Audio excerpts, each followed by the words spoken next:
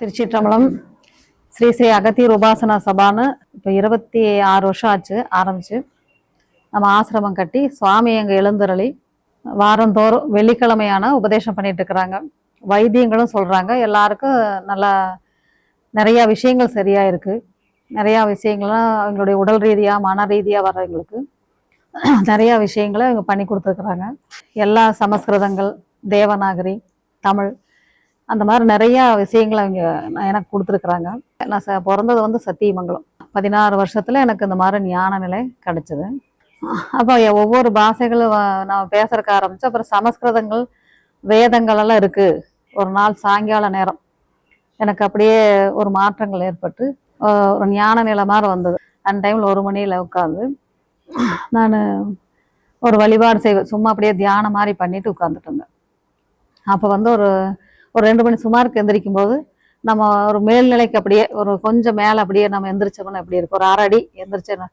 அப்போ அதனால பயந்துட்டு நான் எந்திரிச்ச மேலே சமஸ்கிருதம் இந்த மாதிரி தேவநாகரி மாதிரி வந்துச்சு. ஆனால் இது எப்படி எனக்கு அது சமஸ்கிருதம் தான் தெரியாது.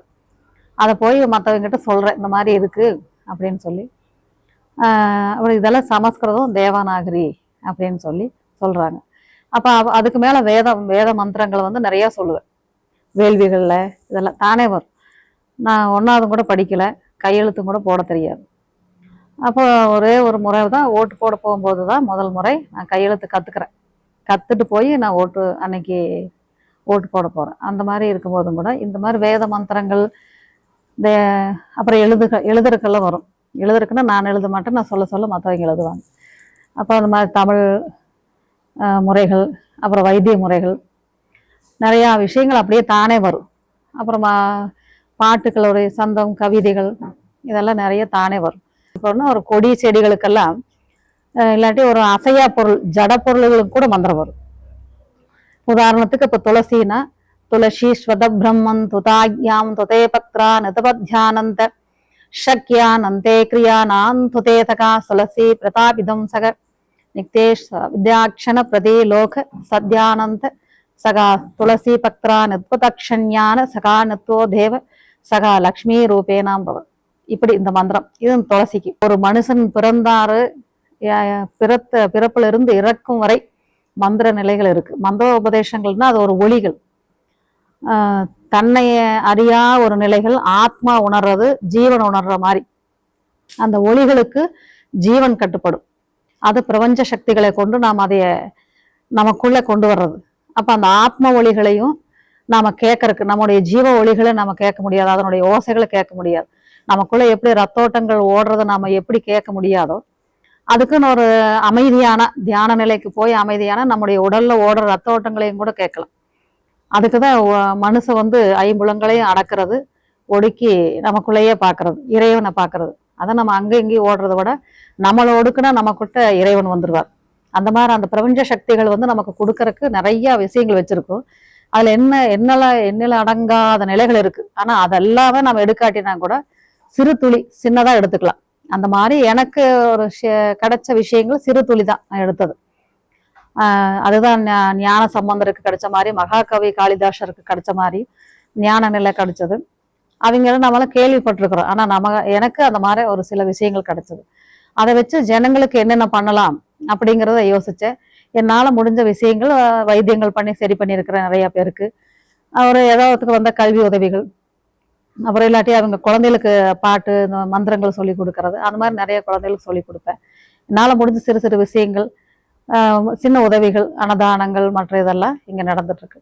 அப்போ இந்த பிரபஞ்சங்கள் வந்து நிறையா விஷயங்கள் நம்மளுக்காக வச்சுட்டே இருக்கும்.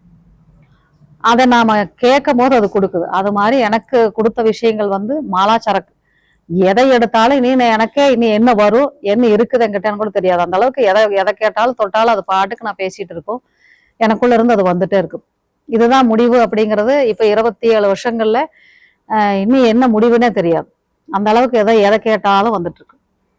அப்போ அந்த விஷயங்கள் அது வந்து நிறைய ஆத்ம பலங்களுக்கும், ஆத்ம பலமாகறதுக்கும், ஜீவன் நல்ல முக்தி பெறறதுக்கும் நிறைய விஷயங்கள் சித்தர்களும் ஞானிகளும் சொல்லியிருக்கிறாங்க. அதையெல்லாம் நாம வந்து எடுக்கிறோமோ இல்லையோ தெரியாது. ஆனா அதை நம்ம யோசிக்க கூட போக முடியாது. ஆனா அதெல்லாம் தத்துவமா உண்மை. அமர்நாத்துங்க, நாங்கள் ஃபேமிலியாக வந்து அப்பா 20 வருஷமா வந்துட்டு இருக்காருங்க. நான் 2012 வரேங்க. மொத்தம் 14 வருஷமா இங்கதான் வந்துட்டு இருக்கோம். அகத்தியர் ஐயா தான் எங்களுக்கு எல்லாமே. கோயிலுக்கு போறோமோ இல்லையா, வார வெள்ளிக்கிழமை அகத்தியர் ஐயாவை பூஜை பண்ணிட்டு தான் போவோம். அது பண்றதுனால எங்களுக்கு எந்த இதா இருந்தாலும் ஐயாட்ட தான் கேட்கறதுங்க. நான் படிக்கிறதுல இருந்து, வேலைக்கு போறதுல இருந்து, கல்யாணம் பண்றதுல இருந்து எல்லாமே ஐயா கிட்ட தான் கேட்டு பண்றதுங்க. இங்க வந்தா நமக்கு எல்லாமே இதாயிருங்க. கோயிலுக்கு போனாலும் பண்ணுவாங்க, கோயிலுக்கு போனா பேசுறதுக்கு யாரும் இருக்க மாட்டாங்க ரிட்டனு. இங்க வந்தா நமக்கு ஐயா கிட்ட கேட்கலாங்க, நம்ம இதை பண்ணலாமா வேண்டாமா என்ன பண்ணலான்னு கேட்டோம்னா நமக்கு அகத்தியர் ஐயா சொல்லுவாருங்க, இதை பண்ணு, இதை பண்ணாத, இதை நீ முயற்சி பண்ணு, உனக்கு நடக்கும் அப்படின்னு சொல்லிட்டு சொல்லுவாங்கங்க.